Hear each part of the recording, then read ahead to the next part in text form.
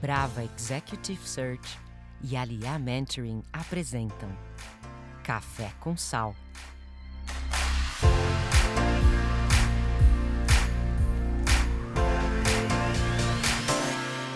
Bom dia, bem-vindos a mais um episódio do Café com Sal, um podcast que trata de carreira, de liderança, empreendedorismo, diretamente aqui do Pocket Studio, do Shopping Parque da cidade. Você acompanha o Café com Sal também nas redes, nós temos canais no Spotify, no YouTube e também no LinkedIn, a nossa company page Café com Sal, e no Instagram, Pod Café com Sal. Obrigado pelo acompanhamento aí de vocês e o prestígio.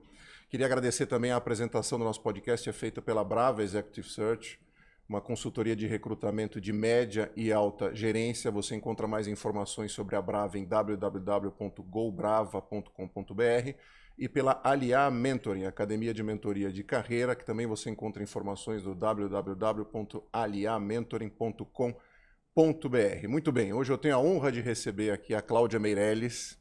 Cláudia Meirelles, que é diretora de RH da Itaúsa, do Grupo Itaúsa, já foi diretora de RH da Adidas, da IQVIA, do Tozini, na época que a gente se conheceu, lembra, Cláudia? Foi executiva da Merck Sharp Dome, da Eli Lilly, da Arthur Andersen, da Varig. Ela é membro do board da Fundação Itaúsa Industrial, membro do board da Copa Energia e também, assim como eu, mentora de carreira, apaixonada por gente. Então é uma delícia receber você.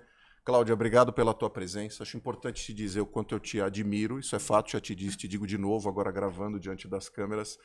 Te digo por vários motivos, tá? Não só pela tua carreira, mas sempre pela maneira como você me tratou. A gente falava hoje de educação, de comunicação não violenta, de respeito, de empatia. Acho que tudo isso está muito em voga hoje, em foco pelo menos. Não em voga, mas em foco. Eu sempre me senti sempre muito bem tratado por você, seja em ambiente de amizade, de papo, de evento, como teu fornecedor, que às vezes é uma posição ingrata, né? A gente sabe. Então queria te agradecer não só você ter vindo, mas por tudo que você me proporcionou até hoje. Então, sou muito grato de novo, como eu te disse, por ter vindo. É um prazer te receber. Fábio, para mim também é um prazer estar aqui. Eu fiquei muito feliz com o convite, até porque eu adoro conversar sobre carreira, falar sobre um pouco da experiência aí com tudo que a gente tem vivido, né? Eu acho que quando a gente é jovem há mais tempo, a gente tem um pouquinho para contribuir, né? Jovem há mais tempo. Perfeito, perfeito. Bom, é um prazer ter você com a gente aqui. Vai ser uma delícia, eu tenho certeza. Queria começar, se me permite, falando um pouco do teu início, até antes de início de carreira, um pouco do teu background. De novo, quando a gente trata aqui de carreira, a gente tem um foco no indivíduo e na história dele. Então, para as pessoas também que obviamente te seguem nas redes, te conhecem do mercado de RH, você obviamente é uma figura conhecida, a gente tem um pouco de um overview da tua criação, de onde você veio. Se foi uma turma que tinha um background já de executivos ou não, você quebrou um certo padrão. Como é que foi isso na tua criação? É um pouco diferente, né? Eu fui criada numa fazenda no interior de São Paulo, numa fazenda de café. Morei lá até meus 5, 6 anos. Nasci em São Paulo, os meus pais moravam na fazenda, minha mãe não queria que eu nascesse no interior, então veio para São Paulo para eu nascer. Aí voltamos para a fazenda, fiquei lá 5, 6 anos. E foi uma infância assim muito feliz e o meu pai muito nessa vibe de fazendeiro. Meu pai fez 2 faculdades, administração, economia, mas como ele vinha de uma família mais de fazendeiros, ele era o que ele queria. Era o sonho da vida dele, era viver no interior. E assim foi. Minha mãe é uma mulher de cidade. Então é óbvio que um dia isso não deu, começou a dar um pouquinho de conflito, né? Mas eu sei que a minha primeira infância foi maravilhosa, eu só tenho boas recordações. Quando nós viemos para São Paulo, muito depois, os meus pais se separaram e aí eu fui criada pela minha avó. Minha mãe teve que trabalhar e tudo mais, então eu ficava praticamente com a minha avó, eu e meu irmão, eu tenho um irmão mais novo. E a minha avó, uma mulher muito à frente do tempo dela. Ela chegou a trabalhar antes de casar, mas depois que ela casou, ela resolveu ser dona de casa. Meu avô era médico, então não era uma família de executivos, né? Os meus tios do lado do meu pai, eu tinha advogado, tinha engenheiro, mas nenhum seguiu muito uma carreira executiva. E a minha avó desde muito cedo ficava. Eu tentava ficar ao lado dela na cozinha, ela assim... Não, você tem que estudar, volta para a sala, vai estudar, vai fazer seus grupos de estudo, me incentivava muito, né? A minha mãe vivia num mundo de executivos, mas não era uma executiva, então ela me contava um pouco de como era a vida nas empresas, né? E aí eu fui seguindo um pouco esse caminho. E quando eu resolvi chegar ali no momento da escolha da faculdade, eu tinha duas opções. Ou eu fazia medicina, porque eu queria seguir muito a carreira do meu avô, ele tinha me influenciado muito, ou psicologia. Eu gostava muito de saúde, o que eu sabia era que, acho que eu gosto de pessoas, de cuidar de pessoas, é algo que talvez o meu perfil, e quem me conhece hoje sabe que eu tenho esse perfil muito mais voltado para pessoas. E aí então prestei, de cara eu entrei em psicologia, mas tentei mais um ano entrar na medicina, mesmo fazendo o primeiro ano da psicologia, eu ia na faculdade de manhã e fazia o cursinho à tarde. Aí entrei na medicina, só que daí eu já tinha me apaixonado pela psicologia e não teve jeito de desistir. Eu lembro que a minha mãe, filha, mas pode ir, a gente faz o sacrifício que for necessário. E eu falei, não, mãe, eu acho que eu me encontrei aqui. E foi o que aconteceu. E dali para frente foi só o que você já vem acompanhando aí um pouco, De né? cara você já entrou no ambiente empresarial ou chegou a alguma coisa relacionada à clínica, esse tipo de coisa? Porque a gente sabe que quem faz psicologia sempre tem, né? Pelo menos primariamente esses dois caminhos. Você já entrou de cara?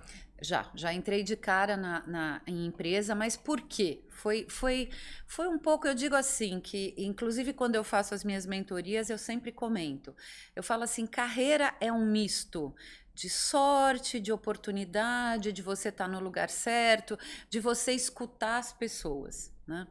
Então, conforme eu fui estudando, eu percebi assim, eu gosto muito de comportamento. Então, as matérias ligadas a comportamental eram aquelas que me brilhavam os olhos. E um dia um tio me ligou, meu irmão mais novo do meu pai, e falou assim: acabei de ler aqui, na época, Estadão, classificados do Estadão, Sim, aquele que você virava Sim. páginas e páginas. Tem um anúncio de um estágio na Varig. Você não está no terceiro ano? Eu falei, estou no comecinho. Ele falou, por que você não vai lá? Aí eu falei, será? Varig? Aí eu pensei assim, do outro lado da cidade, né? Eu falei, era mais longe além do que a minha faculdade até. Aí eu falei, tá bom, vamos lá ver o que acontece. Até para contextualizar para quem é muito jovem, a Varig era uma bandeira brasileira, um orgulho brasileiro, uma empresa aérea que era um símbolo de qualidade, de altíssimo nível de prestação de serviço. Era a companhia aérea que você investia quando podia, claro, para viajar. Sem dúvida. Então foi o que o meu tio falou. Falou, olha, é uma empresa super legal.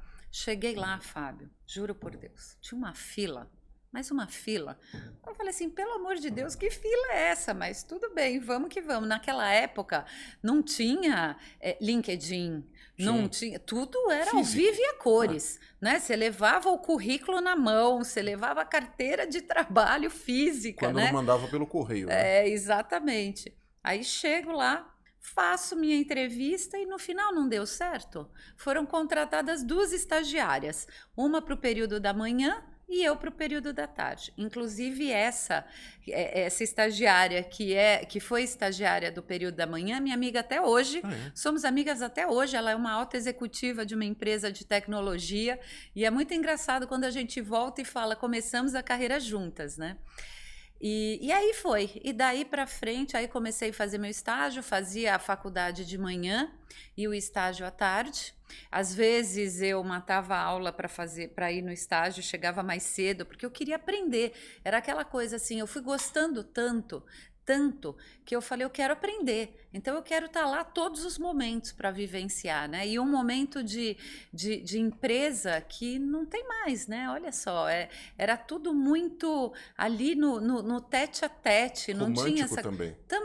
Também, um pouco, mas trabalhoso, Sim, né? não, sem dúvida, sem dúvida. Trabalhoso. Cláudia, assim, claramente no teu depoimento, quer dizer, você tem um background familiar ali de mulheres fortes, né? Boa parte da tua criação foi feita dentro do teu seio familiar, mas por mulheres ali que, de certa forma, conduziram de um jeito ou outro o teu caminho. Quando você entra nesse ambiente corporativo, que você menciona, obviamente, instigante, etc. e tal, e hoje isso é um assunto importantíssimo, né? Principalmente quando a gente fala de liderança feminina, de ter exemplos como você aqui que podem mostrar não só o quanto é possível chegar lá, mas com categoria, né? Com liderança, enfim, imprimindo ritmo no mercado, deixando tua marca no mercado. Quando você chegou nesse ambiente da Varig, era um espelho da tua casa ou completamente diferente do que você via do ponto de vista de mulheres ali Você em sabe posição de que liderança? você Era uma sabe, exceção? era uma exceção. Que legal. Eu tinha 5 pessoas que me reportavam. Tinha, é óbvio, o gestor principal, mas tinham mais 4 psicólogos, que era bem. Eu entrei numa área de recrutamento e seleção, é a minha base, né? E era então 2 homens e 3 mulheres. E mulheres muito fortes. Olha que legal. Mulheres muito fortes. Que me deram exemplos assim. Eu agradeço a elas até hoje muito, porque foi uma experiência assim incrível. E aonde eu aprendi também ser forte do ponto de vista até do meu propósito e daquilo que eu queria. Porque é difícil você lidar ali tete a tete. Hoje em dia, a gente lida com o todo muito na tecnologia. E você recebe na empresa ali meia dúzia, aqueles que foram escolhidos. Lá não, eu tinha a oportunidade de ver todo mundo, porque eram filas, as pessoas tinham que entrar, fazer triagem, para daí a gente decidir quem ia para a entrevista. Então eu fazia um pouco o papel do que hoje a inteligência artificial faz, sim, certo? na unha. Exatamente. Então esse contato com as pessoas às vezes era um pouco dolorido. Né? E eu aprendi muito jovem a lidar um pouco com isso, com o que de fato a gente estava buscando, mas ao mesmo tempo já me dava um sininho de que, nossa, tem tanta gente no mercado de trabalho, e tanta gente sem orientação muitas vezes, que chegava e errava a mão ali no momento da primeira entrevista e pronto, já era cortado. Que é um pouco o que a gente vê acontecendo, claro, né, com a inteligência artificial também. Sem dúvida. Mas assim, o que você quer dizer da tua frustração de não poder atrair todas aquelas pessoas e também lidar com a frustração delas em relação à notícia que você dá. Você sabe que você me resgatou uma coisa importante? Que normalmente eu recebo assim mensagens de gente querendo trabalhar comigo ou na minha empresa com recrutamento. Né? E obviamente também uma visão romântica sobre o recrutamento. Porque as pessoas me procuram e falam assim, Fábio, eu invejo tanto você, ou quem trabalha com que você trabalha, porque você impacta positivamente a vida das pessoas. Na verdade, não é a gente que impacta, né? A gente oferece opções. Quem impacta é a empresa, o gestor, o pipeline de projetos, enfim. Mas eu queria estar muito no seu lugar, porque você dá notícias de mudança de vida para as pessoas, de aumento de remuneração, de mudança de desafio, etc. e tal. Eu falo, veja bem, não é exatamente isso, até porque só do ponto de vista matemático... É isso que eu ia falar. A gente dá notícia boa para uma pessoa e para 49 outras, vamos dizer assim, uma notícia difícil, que é complicada, de gente que ou está precisando, ou que já se via e já se fantasiava naquela posição, desempenhando aquele papel. Então é essa luta que você tinha do ponto de vista emocional. Muito jovem. E eles me ajudaram muito. Eu lembro que o meu gestor, ele falava, calma, Cláudia. Tudo isso você vai aprender. Naturalmente, organicamente, você vai conseguir entender. E talvez você, com o tempo, entenda como impactar essas pessoas que não foram escolhidas. Que eu acho que hoje diz muito daquilo que eu faço também, além do trabalho formal, né? Das 8 às 18, 19. Claro, não, vamos falar sobre isso. Acho que é um tema que também é apaixonante. Quando a gente está falando de mentoria, né? A Cláudia, para quem não sabe, é uma mentora super também conhecida no mercado, até porque, como disse aqui, ama a gente.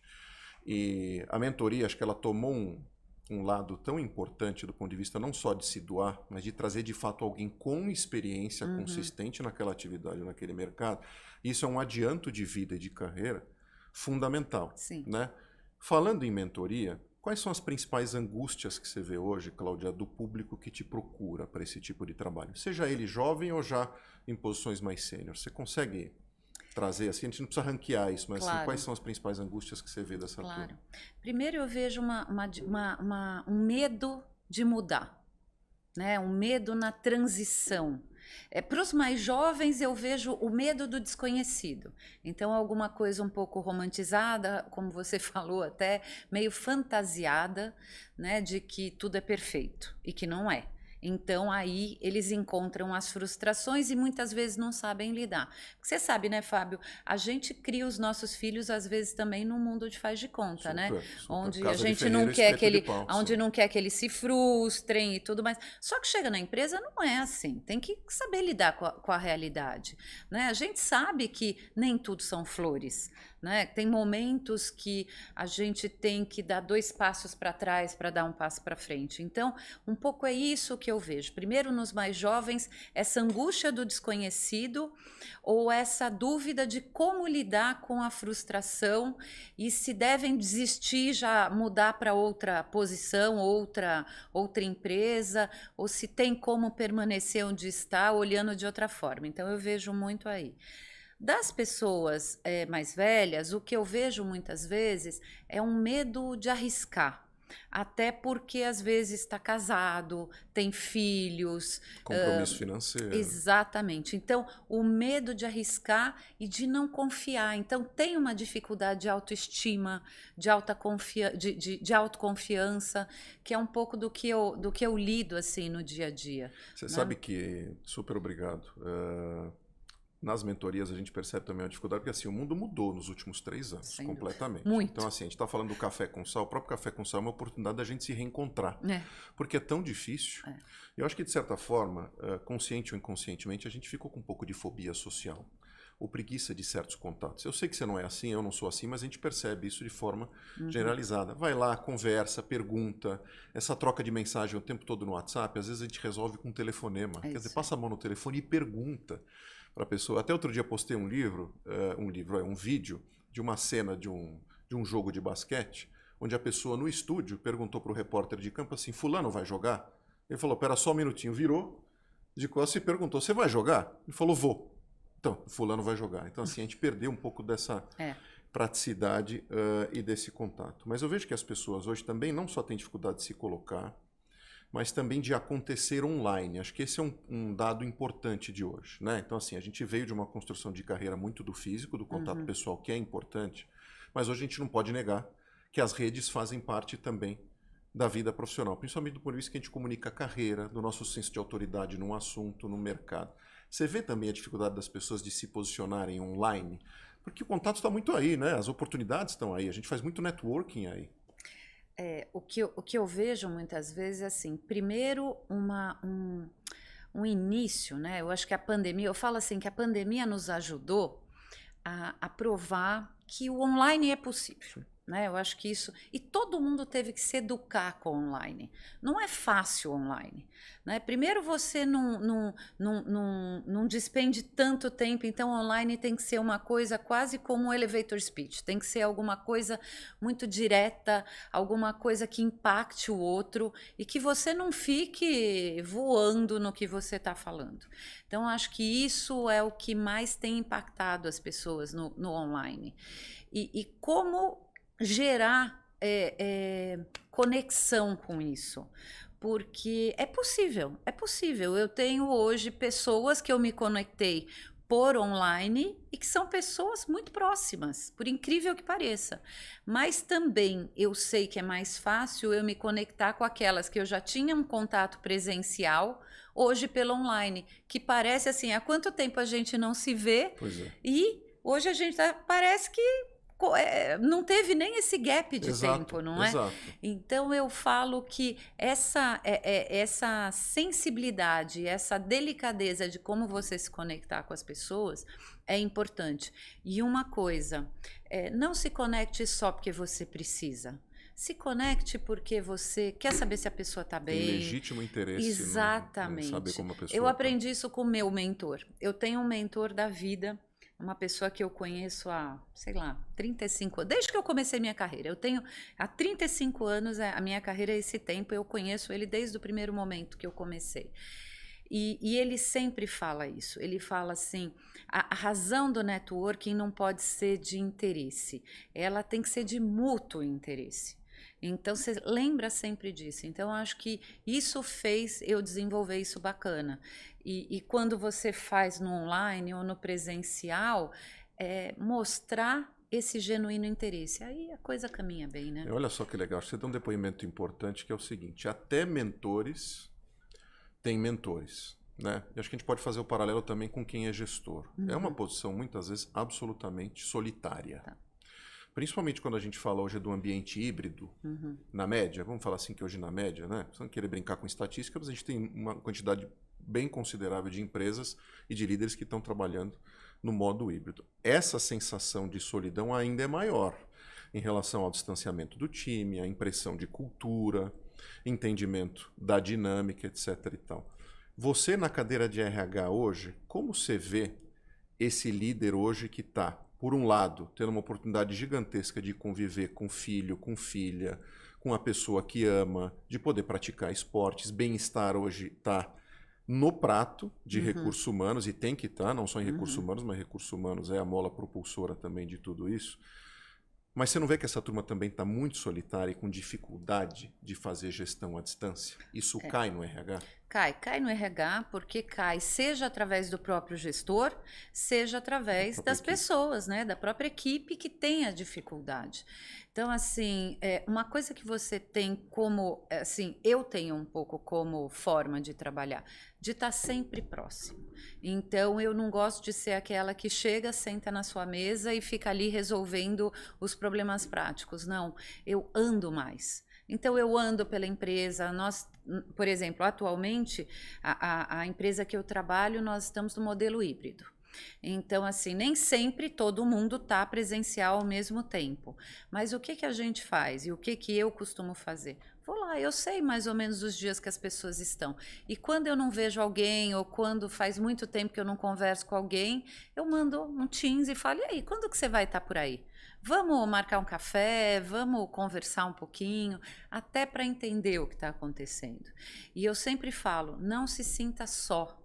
Né? Você tem uma rede de apoio, você pode contar com isso, com aquilo, aqui você pode tirar suas dúvidas de forma, vamos dizer assim, de forma livre. Você tem a licença poética de fazer as perguntas e eu vou te ajudar. Pode ser que eu não tenha todas as respostas, porque eu não sou a maga das respostas, né? Mas a gente vai pensar junto numa melhor solução, né? Então, hoje em dia eu falo que é importante esse contato. E eu costumo fazer, na época da pandemia, a gente fazia a cada 15 dias, mais ou menos, uma conversa com os gestores. Então, até para saber, e um ajudava o outro.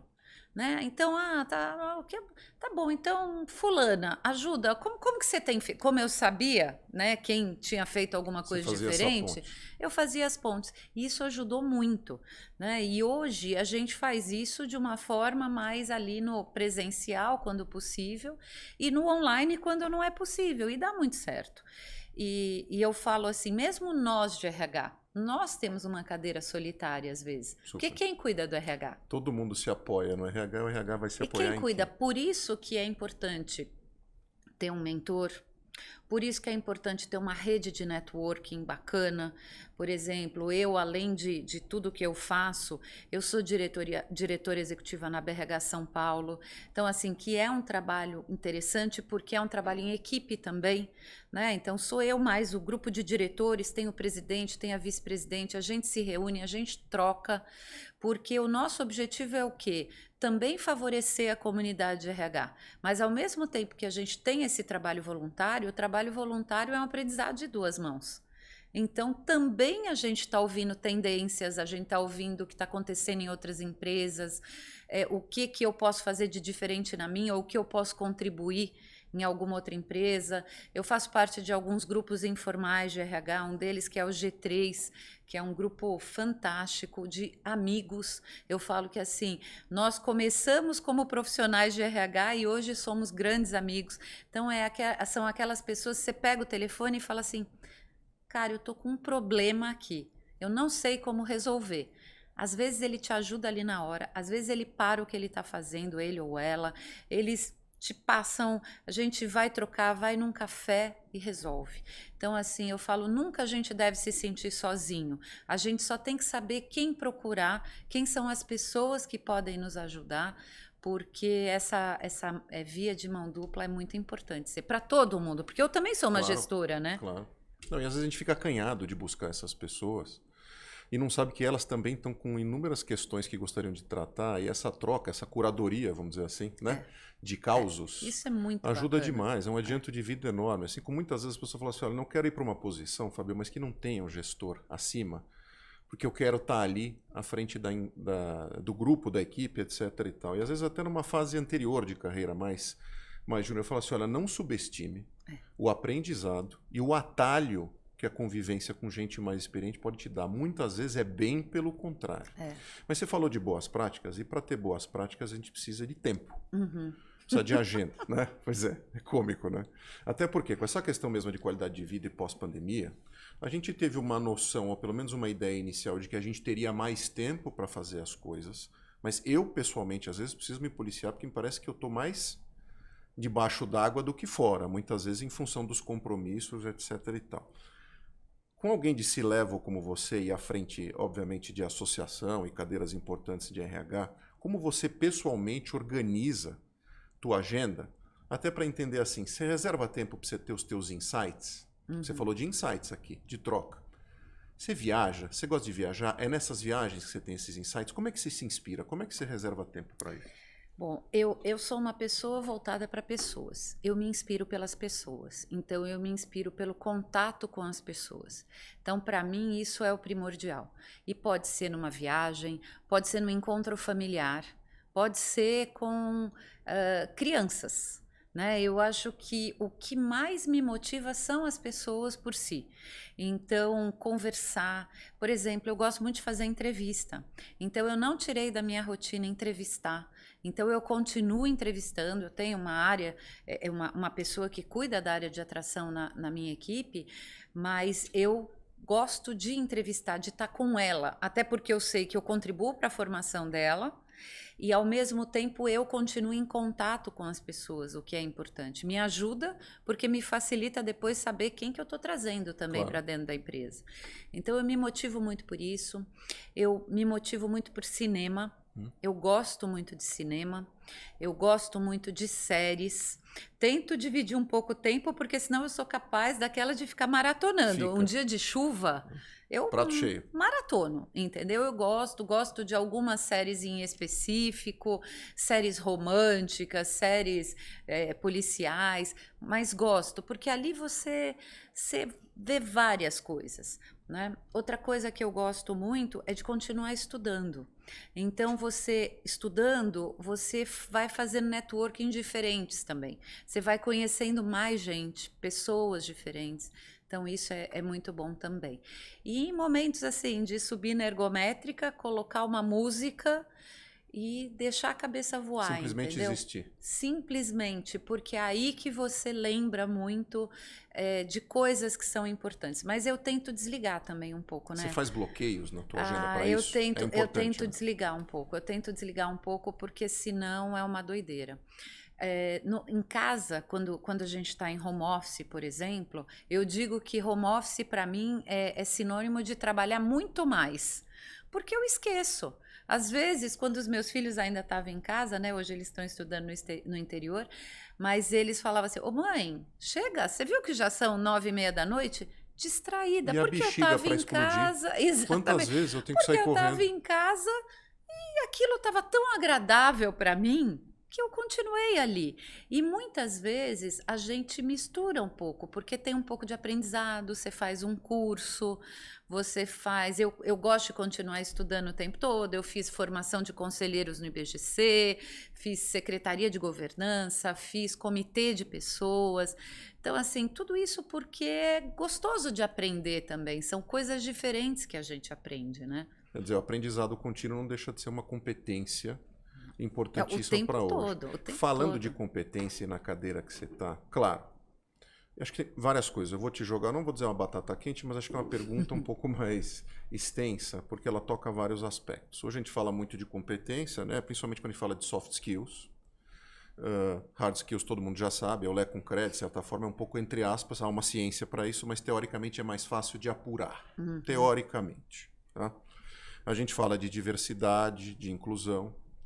Quando a gente bota todo esse mix junto, eu acho que a gente fala muito pouco da diversidade comportamental. que acho que isso também é muito importante, principalmente gestores que também, de novo, inconscientemente, acabam querendo escolher minimis. A sua Né? imagem e semelhança. A sua imagem que e eu a falo. semelhança, exatamente. Que competências hoje você vê importantes? Eu sei que depende de você, por exemplo, você passou por inúmeros setores. Né? Isso vai depender da equipe, vai depender do gestor, vai depender do business, etc. e tal, e do setor. Mas, grosso modo, dos soft skills que você vê hoje que são fundamentais, fora a questão de sempre se manter atualizado, de estudar e etc. E a questão da diversidade. Você acha que olha um pouco para a questão de diversidade comportamental e que comportamentos hoje são fundamentais para que a pessoa seja viável no mercado, minimamente viável? Bom, primeiro, eu acho assim, alguém que quer fazer alguma coisa diferente, de fato, se dedicar para a carreira e ter um dia a dia, vamos dizer assim, mais gostoso, né? Porque eu falo assim, o nosso dia, a gente não faz só coisas que a gente gosta, né? No nosso dia a dia nas empresas, mas a gente pode deixar isso tudo mais leve. Depende muito da gente. Então eu falo que tem uma característica em específico, que é um pouco da resiliência. Eu acho que isso é muito importante. A gente falou de frustração no começo, tolerância à frustração, mas é o quanto você consegue ir e voltar sem que isso te afete no coração. Né? Sem que isso leve para um burnout, sem que isso te leve para uma depressão que a gente tem visto muito hoje acontecer. Então, assim, como que você estica a corda e volta e consegue fazer isso de forma tranquila? Eu digo que essa é uma capacidade, uma competência muito importante. Outra coisa que eu acho é assim, não deixe de ser curioso. Eu falo isso para as pessoas. Para os novos, inclusive nos onboardings, nos programas de integração, eu falo assim, você tem a licença poética. Converse com as pessoas, conheça a nossa cultura, entenda como que isso acontece no dia a dia. Você pode fazer a pergunta mais absurda porque você tem essa licença poética. E não perca nunca isso. Eu procuro não perder. Às vezes, até em momentos mais ali, em reuniões de comitê, reunião de conselho, fazer uma pergunta, mesmo que eu saiba que eu estou correndo um risco ali, mas de não deixar de fazer se aquilo está me incomodando ou se eu não entendo de fato o que é aquilo. Porque esse senso de curiosidade a gente tem que manter sempre. Que é o que a gente tem muito presente, desculpa te interromper, quando a gente é criança. É isso. E o nosso cérebro é uma esponja, a gente vai perdendo essa capacidade. Por isso que eu curto conviver com as crianças, porque as crianças perguntam coisas e a gente fala, olha que pergunta simples, por que eu não posso fazer essa pergunta? Eu vejo com o idioma, Cláudia, porque assim, a gente, né, você vai tomando uma certa idade, quando você aprende um idioma, você tem tanto medo do julgamento do outro em relação à tua pronúncia, ao teu sotaque, à palavra que você vai escolher, que você acaba ficando completamente travado. A gente vê inúmeros profissionais super competentes, mas travados no idioma. Criança faz aquilo com uma liberdade, né, com uma independência impressionante. A gente perde muito isso. A gente perde isso. E isso é importante no nosso dia a dia. Eu lembro quando eu fui dar um gás no meu inglês até, porque como eu morei fora, eu precisei fazer isso. Foi até na minha época de Arthur Andersen, e eu precisei fazer isso. A gente tinha lá ele era um gerente de idiomas, porque na época isso era extremamente importante. Para a carreira, as pessoas faziam testes de inglês, tinha o TOEIC na época que a gente fazia, exatamente. E aí eu lembro que ele falou para mim o seguinte, ele falou, eu falava assim, poxa, mas assim o meu accent não melhora. Ele falou, tem uma coisa, você é brasileira. Ele não era brasileiro. Eu não lembro se ele era inglês, se ele era americano. Eu acho que ele era inglês. E ele falou assim, você é brasileira. Então, assim, não queira falar como eu falo, porque não vai ficar natural, você não vai se comunicar como Cláudia, vai parecer um robô falando inglês. Ele falou, então lembre que o outro não sabe falar português. Então, é claro que ele vai fazer, com raras exceções, ele falou, ele vai fazer um esforço para te entender. E você, com isso, você vai tendo mais confiança. Conforme as pessoas te entendem e você vai escutando o que as outras pessoas falam, você vai aprendendo e você vai desenvolvendo o seu jeito de falar inglês. Foi assim que eu consegui destravar. Foi assim que quando eu cheguei dos Estados Unidos, eu falava assim, eu não estou entendendo nada que eles estão falando. Aí eu lembrava dele e eu falei, não, vamos, E é foi impressionante assim. como você se faz entender, né? Exatamente. A minha mãe então, era assim, sabia? Eu estudava inglês desde molecão, principalmente pela minha paixão pelo basquete. Eu já contei aqui em outros episódios, sim, inclusive isso. Eu fui aprender pelo basquete, porque eu recebia de presente VHS, não tinha legenda, então o que claro. que esses caras estão falando? E minha mãe foi de uma geração que não pôde fazer faculdade, não só pelas condições da família, Sim, como a mulher não fazia. não fazia. Só o irmão fez. É. Então ela não teve oportunidade de estudar, de aprender línguas, etc. e tal. Então às vezes a gente viajava e eu ficava meio assim, impressionado, às vezes acanhado e às vezes impressionado também. Eu tinha esse mix de sentimentos com a minha mãe, que Deus a tenha, porque ela chegava assim e ela se fazia entender. Claudia não tinha a menor cerimônia. Eu sou extremamente comunicativa, eu falava, meu Deus, como é que ela consegue? E consegue. Porque a menor das preocupações dela era realmente se alguém estava preocupado com o sotaque dela ou o que ela ia falar. Ela Exatamente. fazia acontecer. É isso Então foi um aí. aprendizado que eu tive desde cedo em É. relação a essa postura. Então, isso é importante. E outra coisa, às vezes você tem que se arriscar, você tem que ter coragem, sabe? Eu digo assim, o que nada mais é do que... O RH tem que ter coragem muitas vezes, né? Então, você acaba desenvolvendo isso. E você precisa ter isso como uma competência. É óbvio que você não vai sair desenfreado, não vai fazer isso totalmente Há sempre impensado. tom e etiqueta E das você coisas. tem que saber o ambiente que você tá, você tem que conhecer a cultura. Por isso que eu falo para os novos, né? Vai se ambientar, vai conhecer a cultura, né? Aproveita que a gente tem 2 olhos e uma boca só, né? Porque é exatamente para a gente ouvir mais, né? E 2 ouvidos, ouvir mais, enxergar para depois poder falar. Então, tudo isso é o que a gente tem, que eu falo que são coisas importantes. Tem N competências importantes e tudo mais, mas eu diria que essas 3, eu acho que você saber ir e vir e não se frustrar é importante, você ter esse senso de curiosidade, de continuar fazendo perguntas e se arriscar muitas vezes. Não é porque o restante é tão fácil de você aprender, até coisas que você não sabe, Fábio. Antes de entrar em RH, eu quis trabalhar. E eu fui trabalhar numa clínica, jovenzinha, numa clínica de cirurgia plástica. Qual era o emprego? Ser telefonista. Eu já tinha sido telefonista alguma vez na minha vida? Não. Nunca. Cheguei lá, eles falaram, porque é isso? E na época, imagina, não era telefonista com os telefones que a gente tem hoje. Eram aqueles PABX Enorme, com cheio de botãozinho botão. para cima, para baixo, que você Parece painel de desligava. avião. Exatamente, era um negócio desse tamanho assim.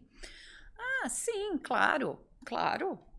Aí ele falou assim, então tá bom, então você consegue começar a semana que vem? Eu consigo, claro. Sabe o que eu fiz? Primeiro ano de faculdade. Eu matei uma semana de aula, eu ia de manhã para ver o que a telefonista da manhã, com a desculpa de, eu quero me ambientar, você me ensina um pouco como que é o dia a dia, como que você fala com as pessoas, eu assim, como você fala com as pessoas, né? E nisso, eu prestando atenção aqui no telefone, eu não estava preocupada com como ela falava com as pessoas. A minha preocupação era saber como operava aquele negócio, que eu não tinha a mínima ideia. É isso. Às vezes a gente tem que se arriscar. Tem uma coisa que se fala da liderança feminina, né? De que as mulheres, elas só se candidatam, você deve saber disso, que as mulheres só se candidatam para posições praticamente que ela tem 90, 100% de aderência. Se não tiver, ela não se chama de bola segura. Exatamente. Os homens não. Por isso que a gente recebe, às vezes, por isso que o mercado muitas vezes tem muito mais homem e hoje a gente tem essa dificuldade. Porque o homem com 70%, 60% ele já se candidata. E muitas vezes ele entra e depois ele vai fazer isso. Então, assim, eu aprendi desde muito jovem que às vezes a gente tem que se arriscar. A gente tem que mostrar, porque a gente tem competências aqui internas que elas vão nos ajudar. A parte técnica, o que você vai aprender, é óbvio que o tempo vai te trazer. É óbvio que você tem algumas formações mais específicas, Claro. né? A gente não vai ser Engenharia naval. em nenhum momento a gente pode ser leviano, é aquilo que eu falo. Mas assim, o que um aparelho de PABX ia fazer mal, né? O máximo que ia acontecer é eu derrubar algumas ligações, né? Eu entrei, na primeira semana eu já dominava aquilo, de trás para frente. Então, um pouco é isso que eu falo. A gente não pode ter medo de se arriscar também e tem que ser sempre muito consistente com o outro, né? Essa habilidade com o outro também é importante. Nossa, que legal isso. Para finalizar, até para não tomar muito do teu tempo, quero resgatar a questão dos filmes e séries, que a gente adora esse papo aqui. E dicas tuas. Filme. Você viu algum último que te impactou? Avatar. Avatar. Eu vi também. Esse último Avatar, e eu vou falar assim, como demorou para vir esse último Avatar? Eu tentei lembrar do primeiro, eu não conseguia lembrar. Sei lá, eu acho que faz... Não, eu lembrava algumas coisas, tanto que eu voltei para assistir o primeiro, e porque eu falei assim, não, eu preciso ver. O primeiro já tinha me impactado positivamente, mas esse eu gostei muito pela natureza. A conexão com a natureza. Conexão com a natureza. E eu tinha assistido, eu acho que no ano passado, uma dessas grandes empresas de auditoria, eu acho que foi até a Deloitte. A Deloitte tem umas pílulas de liderança e tudo mais que eles passam para os clientes, né? O meu canal de denúncias é da Deloitte, a minha auditoria interna também é da Deloitte. Então, a gente... eu estou nesse mailing da Deloitte. Eu trabalhei na Arthur Andersen, né? Então, meus grandes amigos estão na Deloitte. Sim. E ele foi convidado para um painel de liderança para falar. Então, eu já tinha ouvido o diretor, o Cameron, eu já tinha ouvido ele falar um pouco do Avatar. Então, e do que ele pensou quando ele fez o filme. Eu achei de uma delicadeza, de uma sensibilidade. Eu fiquei às 3 horas, praticamente, porque é um filme de 3 horas, ali, grudada, assistindo e maravilhada com aquele filme. Sim. Então, para mim, assim, a força da natureza. E uma coisa, logo que inaugurou o Avatar na Disney, eu fiquei na fila. Eu e os meus filhos ficamos na fila. Você é fã desse e eu livro. Tirei foto de tudo. A gente foi tirando foto de todos os momentos ali da fila do Avatar até chegar. Então, assim, foi um filme que me impactou assim muito por essa conexão com a natureza. Hoje eu tenho olhado muito para esse lado ESG também.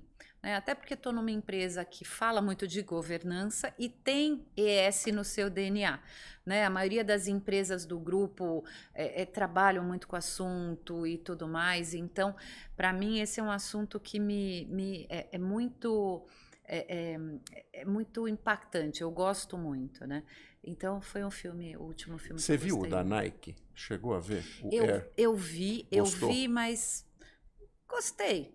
Gostei. Você sabe que eu sou mais Adidas type, né? Você sabe que eu sou mais Adidas type. Você tem essa questão. É que eu sou fanzaço do Michael Jordan, da história dele. Também. E o que eu gostei do filme, para quem não viu, foi o fato do Michael Jordan pouco aparecer. Aliás, nem é ele que aparece. Sem dúvida. É uma figura. É muito centralizada na força da mãe. Né? É isso. E o impacto que ela tem. Então foi um filme que eu gostei bastante, que eu não esperava, assim. Claro que eu já conheço muito a história dele, obviamente da Nike, em função dele, que o impacto dele na própria empresa é gigantesco. Mas foi um filme que me... A gente tem visto muitos filmes hoje. Tem muitas séries, por exemplo. Eu vou te falar de uma série que eu gosto muito, que chama Yellowstone. Yellowstone. É com o Kevin Costner. Começou primeiro por Yellowstone, depois eles voltaram, fizeram um spin-off, foi lá para 1883, contando a história, o início do Yellowstone, o que era. Então, os ascendentes do Kevin Costner, né? Então, contando ali a história. Contou a história, depois veio 1923, que também está ligado com Yellowstone. E o que a gente percebe? Assistindo Yellowstone, parece que a figura forte é o Kevin Costner, apesar que ele tem uma filha muito forte.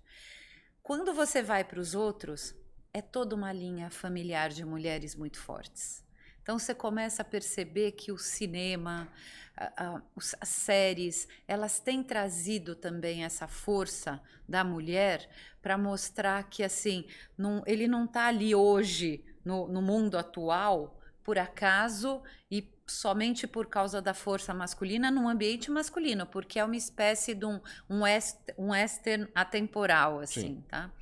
E passa em Montana, então numa fazenda, é muito bonito. Que legal. Vale muito, onde Paramount. Da Paramount. Da Paramount. Tá. Vale muito a pena assistir e assistir todos, né? Para quem não começou por Yellowstone, então começa pelos outros, mas eu comecei por Yellowstone, então me faz mais te dá mais curiosidade de saber quando que vai chegar. Que bom. No tempo A minha atual. agenda hoje, preciso fazer bloqueio para isso, porque assim, eu amo série, amo ficar engajado em série, mas você precisa de uma série que te puxe lá desde o início. Eu gosto, assim, o Yellowstone já está, eu acho que na 5ª, indo para a 6ª temporada e tudo mais, mas eu acabei conseguindo colocar ali na agenda para assistir.